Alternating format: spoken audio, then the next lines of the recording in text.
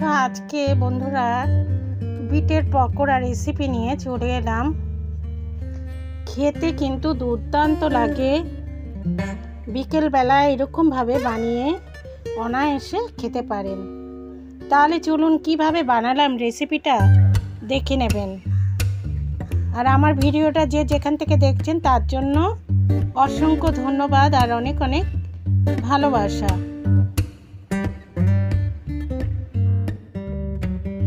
একটা আমি বিটের পকোড়া ভেঙে দেখাচ্ছি বন্ধুরা, কতটা ইয়াম্মি হয়েছে আর খেতে সত্যি সুন্দর হয়। বন্ধুরা একবার এইভাবে আপনারা বাড়িতে বানিয়ে খেয়ে দেখুন, একবার খেলে দেখবেন আবারই খেতে ইচ্ছে করবে, এত সুন্দর হয়। তাহলে রান্নাঘর অ্যান্ড ব্লগে সবাইকে স্বাগত। তো আজকে বিটের পকোড়া করব, আর কিভাবে হচ্ছে এই রেসিপিটা তাহলে চলুন দেখে নেবেন। এখানে একটা বিট আমি নিয়ে নিয়েছি। এখন আমি বিটটাকে ছাড়িয়ে নিচ্ছি। তা আমার লোক সংখ্যা কম, এই হিসেবেই আমি একটা বিটই নিয়েছি। খাওয়ার মতো কেউ নেই বন্ধুরা, আমি একা, তো সুতরাং একটা বিটই অনেকগুলোই হয়ে যাবে। তাই ভালো করে আমি বিটটা এখন ছাড়িয়ে নিয়ে ধুয়ে নেব। এখন আমি বিটটা গ্রেট করে নিচ্ছি। তো গ্রেট করে করলে বিটটা পকোড়ার সাথে ভালো মতোই আর কি সিদ্ধ হয়ে যাবে, আলাদা করে সেদ্ধ করতে হবে না বিটটা। এইভাবে বিটের পকোড়াটা খুবই ভালো লাগে খেতে। এখন আমি সমস্ত বিট গ্রেট করে নিয়েছি। এখন একে একে উপকরণগুলো মেশাবো। এখানে আমি একটা পেঁয়াজ কুচিয়ে নিয়েছি, আর এখানে দুটো কাঁচা লঙ্কা কুচিয়ে নিয়েছি, আর এখানে 3-4টে রসুন আমি গ্রেট করে নিয়েছি, আর পরিমাণ মতো আদাও আমি গ্রেট করে নিয়েছি, আর একটু গোলমরিচ গুঁড়ো এখানে দিয়ে দিচ্ছি।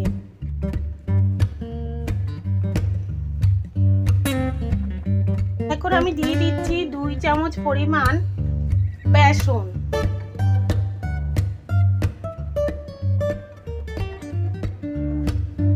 আর 2 চামচ পরিমাণ দিয়ে দিচ্ছি চালের গুঁড়ো।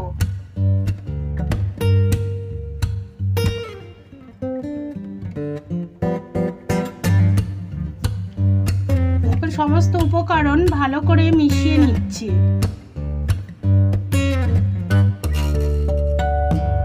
আর দিয়ে দেব পরিমাণ মতো নুন আর চিনি, এতে স্বাদটা খুব ভালো হয়।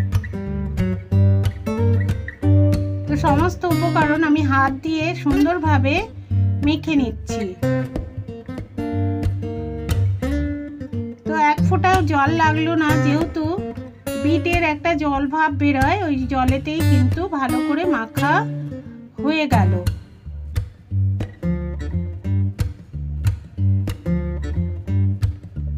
তো এখন আমি আরো ভালো করে মেখে নিচ্ছি। নেয়ার পরে আমি একটা ঢাকা দিয়ে রেখে দেবো 5 মিনিটের জন্য।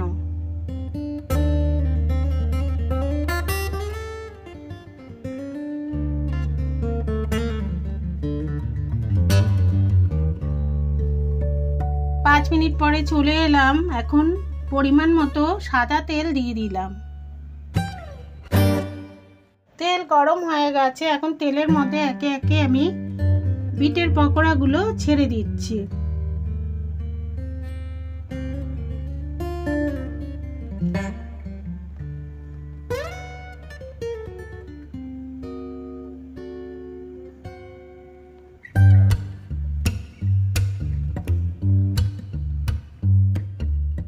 এখন আমি বিটের পকোড়াগুলো উল্টে পাল্টে দিচ্ছি।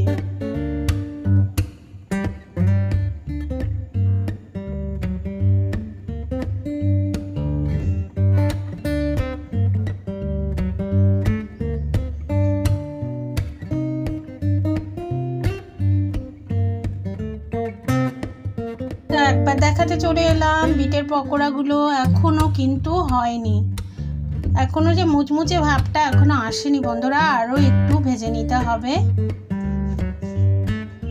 একটু মুচমুচে হলে কিন্তু খেতেও দারুণ লাগে। বিটের পকোড়া হয়ে এসছে, অলমোস্ট ডান। তো এখন আমি নামিয়ে নামিয়ে দেব।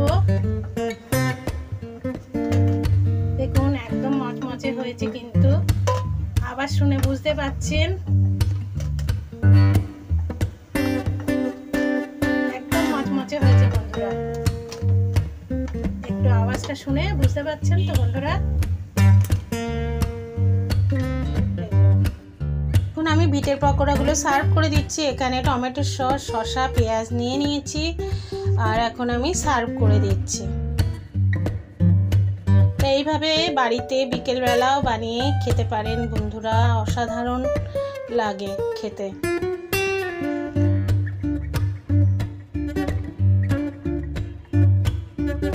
বিটের পকোড়া রেডি। আপনাদের যদি এই রেসিপিটা ভালো লেগে থাকে তাহলে লাইক, কমেন্ট, শেয়ার আর আমার সঙ্গে জুড়ে থাকুন।